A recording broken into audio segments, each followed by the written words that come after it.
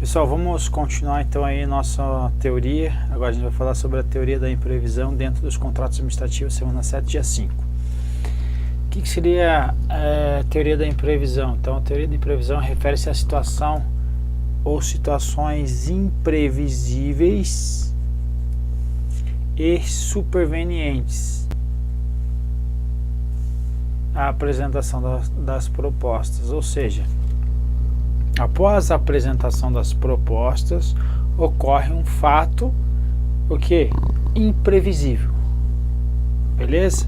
Estranha à vontade das partes, então delas são desconhecidas de natureza extraordinária e extracontratual, logo inevitáveis e que provocam um forte e insuportável desequilíbrio de forma econômico-financeira.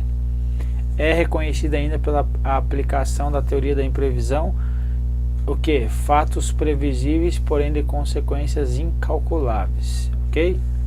Então, essa segunda parte que cai mais a literalidade do que está previsto aí no artigo 65.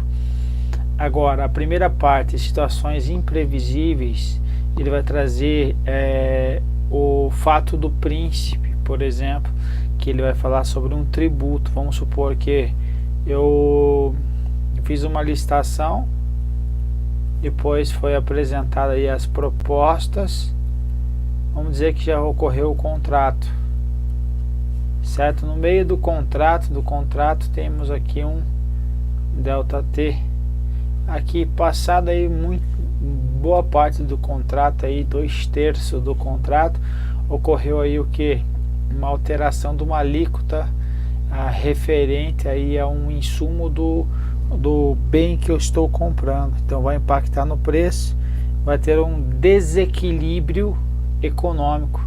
Então foi o que? Algo que foi imprevisível, superveniente aí a apresentação das propostas, e agora gerou o que? Um forte e insuportável desequilíbrio na equação econômico-financeira, certo? Então vamos supor que ele tinha 10% de lucro neste contrato, agora baixou para 1% de lucro ou até mesmo prejuízo. Então gerou o que? Algo, um insuportável desequilíbrio dessa equação. Então nesse caso vai ter que gerar então o que? Um reequilíbrio econômico-financeiro, ok?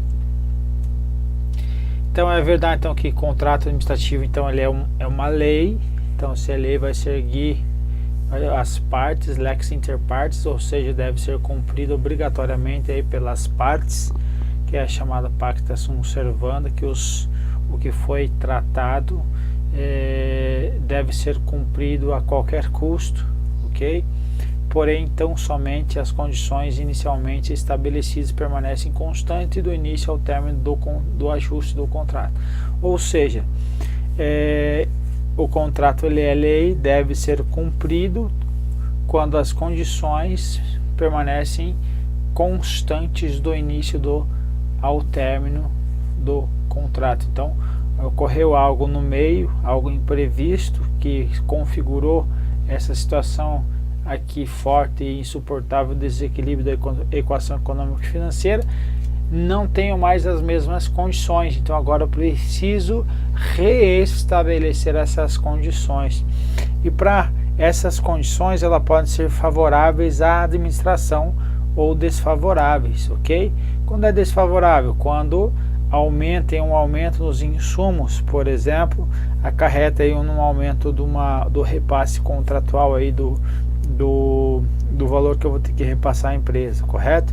E do mesmo modo pode ter o que? Um benefício, a empresa receber um benefício aí, algo que diminua, por exemplo, uma alíquota do insumo dela, vai gerar o que? Então agora a favor da contratante, que é no caso a administração pública, vai gerar para ela aí o direito de reequilíbrio, ou seja, vai pagar menor agora, ok?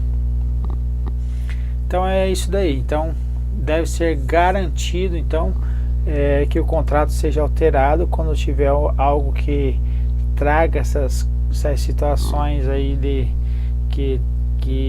desequilíbrio no contrato, então ele deve ser alterado, ou muitas das vezes vai poder ser o que? Até ser desfeito sem ônus para as partes, aí, por causa do que? Da imprevisão que está em tela. Perfeito? Então, em síntese, pode ser citados alguns requisitos para restabelecimento do equilíbrio econômico-financeiro do contrato. Ok? Primeiro, dotado de imprevisibilidade razoável quanto à ocorrência ou quanto às suas consequências. Então, o fato é imprevisível ou de consequências imprevisíveis, ok? É estranho à vontade das partes, então não foi nenhuma das partes que a provocou, perfeito? Excessivamente oneroso em relação a uma das partes e correspondente a alha, ou seja, risco extraordinária ou extracontratual. Então, logo, não o simples risco empresarial comum aos contratos de modo geral.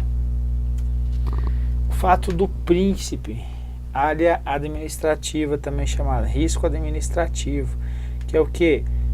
Primeiramente, a lei acolheu expressamente a aplicação da teoria da imprevisão aos contratos administrativos, no entanto, não forneceu conceitos. Vamos ver que está escrito lá no artigo 65, inciso 2, a linha D. Para restabelecer, então, para restabelecer a relação que as partes pactuaram inicialmente entre os encargos do contrato e a retribuição da administração para justa remuneração da obra, serviço ou fornecimento, objetivando a manutenção do equilíbrio, então manutenção do equilíbrio econômico-financeiro inicial do contrato, na hipótese de sobreviverem fatos imprevisíveis ou previsíveis, porém de consequências incalculáveis, retardadores ou impeditivos da execução do ajustado, ou ainda em caso de força maior ou caso fortuito, ou fato do príncipe, configurando então área econômica extraordinária e extracontratual, ok? Então aqui que ele está me dizendo que nós temos uma possibilidade pela teoria da imprevisão de restabelecer a relação, certo? Então aí é isso que ele está me dizendo, restabelecer a relação das partes para o que? Objetivar o que? A manutenção do equilíbrio econômico-financeiro inicial do contrato. Perfeito? As hipóteses aí da imprevisão. O Eli Lopes Meirelles, ele vai trazer aí a respeito do fato do príncipe. Vai trazer uma definição. O fato do príncipe decorre de ato geral. Então, ato geral de leis e regulamentos, por exemplo, do poder público, não como parte contratual, certo? Então, eu sou o Ministério X e o governo faz, ele produz uma lei, um regulamento que impacta o meu contrato. Então, eu não tenho parte, não é o governo como parte diretamente aí, certo? Então, é o Estado administrador, não o Estado império, perfeito? Eli Lopes Meirelles vai falar que é toda determinação, que é o fato do príncipe, é toda determinação estatal, geral e imprevista e imprevisível, positiva ou negativa, que onera substancialmente o contrato administrativo. Então, exemplo, tributo ou um salário mínimo. Então, a proibição de circular determinada matéria-prima, enfim, situações que a todos alcança, podem provocar fato do príncipe negativo. Já a redução da alíquota imposto de importação para determinada matéria-prima tende a acarretar um fato do príncipe positivo. Então, algo que está afetando a administração pode ser fato do príncipe negativo ou positivo. Então, tanto o fato negativo ele vai piorar a situação da contratada, certo? Então vai piorar a situação aí da empresa, e a empresa vai solicitar o reequilíbrio. E no caso da imprevisão, fato do príncipe positivo, vai ter um favorecimento indireto do incremento de lucros da contratada.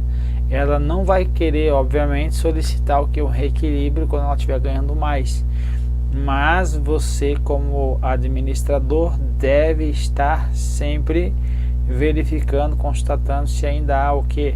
A compatibilidade dos preços com o mercado vigente, perfeito? Com os preços no mercado vigente, com os preços vigentes no mercado. Então, nos dois casos vai exigir então o que? O reequilíbrio econômico financeiro, ou impedir a execução do contrato da vença aí, ok? Parte da doutrina costuma diferenciar a teoria da imprevisão do fato do príncipe, ok? A teoria do fato do príncipe somente se aplicaria se a autoridade responsável pelo fato fosse da mesma esfera de governo em que celebrou o contrato. Então, se for esfera federal e o teu contrato for federal, aí vai ter o fato do príncipe. Se for esfera estadual, contrato na esfera estadual, acontecer uma alteração da alíquota, aí vai ser fato do príncipe. Para o CESP, ou seja, na outra situação, em outra esfera, seria a teoria da imprevisão.